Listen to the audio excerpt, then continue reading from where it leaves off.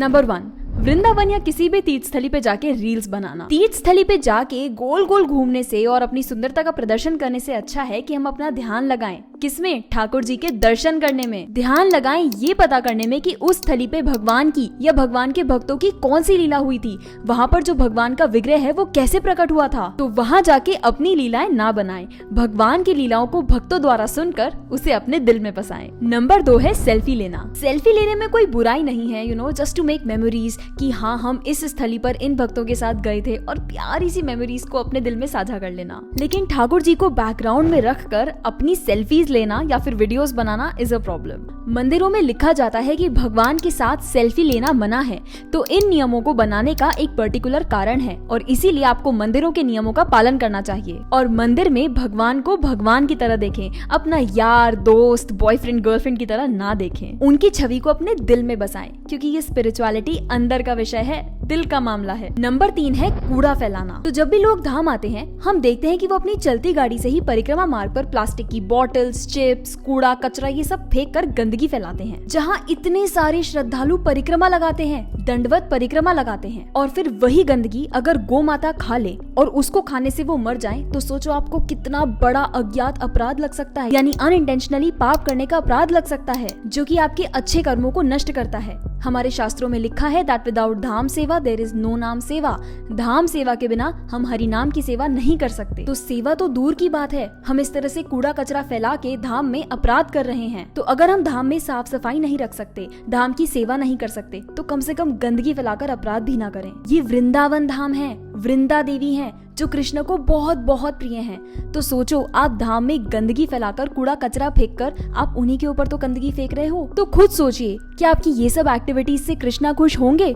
उल्टा कुछ और उल्टा पुल्टा हो जाएगा। इसीलिए डस्टबिन यूज करें। इनफैक्ट हर जगह करने चाहिए, लेकिन स्पेशली जब आप तीर्थ स्थलियों पर जाते हैं, धाम आते हैं, तो स्पेशली डस्टबिन का यूज जरूर करें। नंबर 4, चश्मा पहन के मजे से घूमना। यहाँ के बंदर बहुत बहुत शैतान है, तो कृपया करके वृंदावन में स्पेशली उन स्थानों पर जहाँ बहुत ज्यादा बंदर होते हैं, प्लीज चश्मा पहन के ना निकलें। बस जब आप मंदिर जाओ तब आप ठाकुर जी के दर्शन करने के लिए अपना चश्मा लगा लो, और जब आपके दर्शन हो जाए तो मंदिर से बाहर निकलने से जस्ट पहले अपना चश्मा उतार के अपने बैग के अंदर ध्यान से रख लें। तो हमने तो भाई आपको सावधान कर दिया है, अब यहाँ से आप अपने सामान के लिए खुद जिम्मेदार हैं। कुछ जगह तो बंदर चैंटिंग बैग्स, पर्सेस, मोबाइल्स वगैरह कुछ भी नहीं छोड़ते, और अगर गलती से बंदर ने आपका सामान ले लिया तो आपको अपना सामान वापस लेने के लिए उनको फ्रूटी देनी होगी।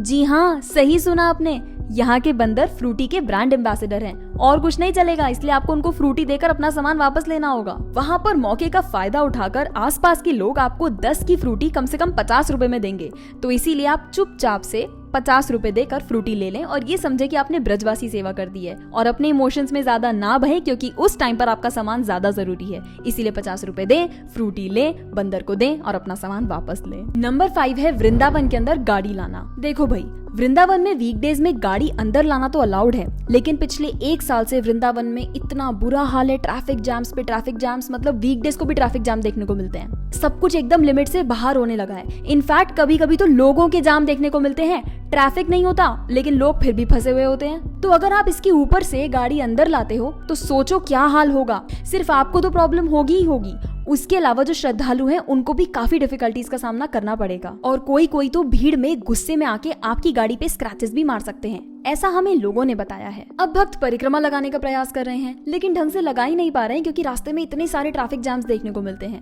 मैं तो कहती हूँ कि इनफैक्ट परिक्रमा मार्ग पे कंक्रीट रोड्स होनी ही नहीं चाहिए। सोचिए हर जगह बस रेत हो, मिट्टी हो पूरे परिक्रमा मार्ग पे, साइड में पौधे हो, कोई गाड़ी ही ना हो, और सब खुल के कीर्तन करते हुए आराम से परिक्रमा लगाएं। एनीवे, अब मल्टी लेवल पार्किंग आ गया है, तो आप आराम से वहां पर अपनी गाड़ी को पार्क करो, हायर रिक्शा या फिर पैदल चलो, वृंदावन धाम का आनंद लो, फील द वाइब। यहाँ की पतली पतली कुंज गलियां हैं, आप वहां पर जाओ, वहां पर घूमो, दर्शन लो ठाकुर जी के, मेमोरीज बनाओ। अब वो कॉरिडोर का प्लान वैसे ही अप्रूव हो गया है, पता नहीं फिर ऐसे सीन्स कब देखने को मिले। नंबर 6 है गो सेवा ना करना। गोलोक, अगर हमें गोलोक जाना है तो हमें गो माता की सेवा तो करनी ही पड़ेगी। तो जब भी आप वृंदावन में आए, किसी भी गो माता को पकड़ें और अच्छे से उनको पेट भर के खिलाएं। ध्यान रहे, धन से ज्यादा बड़ी सेवा है अगर आप खुद गौ माता को अपना टाइम दें, उनकी मालिश करें, अच्छे से उनके साथ टाइम स्पेंड करें, उनकी सेवा खुद अपने हाथों से करें। जब आप अपने हाथों से सेवा करेंगे, गौ माता को पेट भर के खिलाएंगे,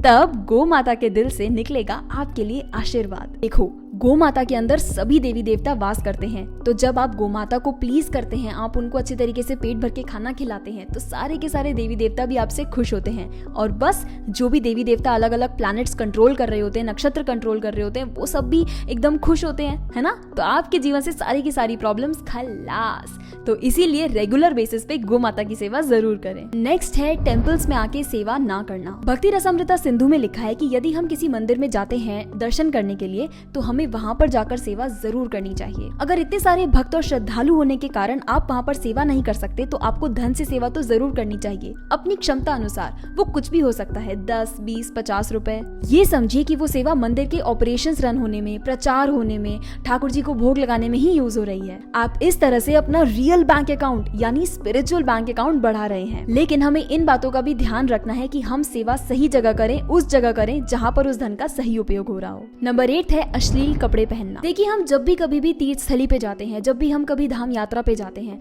तो इस चीज का हमें बहुत अच्छे से ध्यान रखना है कि हम थोड़ा मर्यादा में रहें। मर्यादा में कैसे? हमारा जो पहनावा है, हम ढकोड़ कर जाएं, थोड़ा सा मर्यादा में रहें, अपने बिहेवियर से भी और अपने पहनावे में भी। कोशिश करें कि चाहे हम वेस्टर्न ड्रेस पहने, चाहे हम ट्रेडिशनल ड्रेस पहने, वो थोड़ा सा मर्यादित हो, इन द सेंस अंग प्रदर्शन ना हो किसी भी प्रकार से। हमने देखा है कि कभी कभी महिलाएं, कभी कभी लड़कियां जिस तरीके से ड्रेस करती हैं, वो इस तरीके से करती हैं कि उनका जो पूरा बैक है वो दिख रहा होता है, या फिर उनके लेग्स दिख रहे होते हैं। देखिए, ये धाम है, यहाँ पर साधु संत बहुत सारे लोग तपस्या कर रहे हैं, भजन कर रहे हैं, बहुत सारे ब्रह्मचारी हैं जो अपना भजन कर रहे हैं। हालांकि वो अपनी स्पिरिचुअल लाइफ में बहुत स्ट्रांग है, लेकिन है तो सब लोग बद्धजीवी ना। कोई भी, किसी का भी मन कभी भी विचलित हो सकता है, और हमें कोशिश करनी है, प्रयास करना है कि हम उनके विचलित होने का कारण ना बने। और अगर हम किसी भी प्रकार से उनके विचलित होने का कारण बनते हैं, तो इससे अपराध हमको ही लगेगा। तो हमको पूरा प्रयास करना है कि बिहेवियर से भी और साथ ही साथ पहनावे से भी हम लोग मर्यादापूर्ण तरीके से रहें जब भी हम लोग धाम आए, और कोशिश करें कि हम लोग मर्यादा में रहें। चाहे हम चूज करें कि हम लोगों को ट्रेडिशनल वेयर पहनना है, चाहे हम 1% वेस्टर्न ड्रेसेस पहने, दोनों को पहनने का एक ढंग होता है। हम इस तरीके से कपड़ों को पहने कि ज्यादा से ज्यादा अंग प्रदर्शन ना हो, नॉर्मल लगे, और दूसरों का भी ध्यान हम ना ग्रैब करें, क्योंकि यहाँ पर हम ठाकुर जी को अटेंशन देने आए हैं, अपने ऊपर अटेंशन लेने नहीं आए हैं। कभी कभी हम देखते हैं कि जाने अनजाने में जो लेडीज चूज करती हैं टू वेयर ट्रेडिशनल ड्रेस और वो साड़ी पहनती हैं, तो कभी कभी ब्लाउज बहुत डीप हो जाता है, एंड कभी कभी सामने से भी ढका नहीं होता है, और साथ ही साथ उनका जो साड़ी का पल्लू है वो भी प्रॉपर्ली प्लेस्ड नहीं होता है।